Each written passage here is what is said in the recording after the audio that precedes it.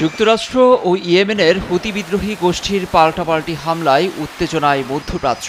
ইয়েমেনে হুতিদের অবস্থানে সোমবার দ্বিতীয়বারের মতো অভিযান চালায় মার্কিন বাহিনী। মার্কিন সেন্ট্রাল কমান্ডের প্রকাশিত ভিডিওতে দেখা যায় অজানা স্থান থেকে ইয়েমেনের উদ্দেশ্যে উড়াল দেয় যুদ্ধবিমান। যুক্তরাষ্ট্রের দাবি, ইয়েমেনের হুতির অবস্থান লক্ষ্য করে চালানো হয়েছে এ অভিযান। গেল দুদিনের হামলায় প্রাণহানির বাড়ার পাশাপাশি ইয়েমেনে ক্ষয়ক্ষতিও বেরিয়ে আসছে। সাদা প্রদেশের ক্যান্সার স্থাপনা তুলার দোকানে ব্যাপক ক্ষয়ক্ষতির দাবি করে প্রশাসন।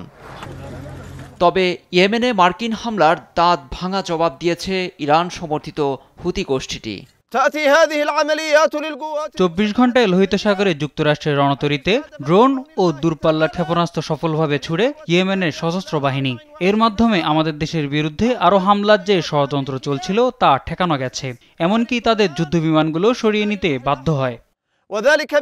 লোহিত সাগরে বাণিজ্যিক জাহাজে হুতি সংগঠনের তৎপরতা না থামলে হামলা অব্যাহত রাখার ঘোষণা দিয়েছেন মার্কিন প্রতিরক্ষামন্ত্রী পিট হেগসেথ। বলেন, ইয়েমেনে হুতিদের উপর কয়েক সপ্তাহ ধরে চলতে পারে মার্কিন অভিযান।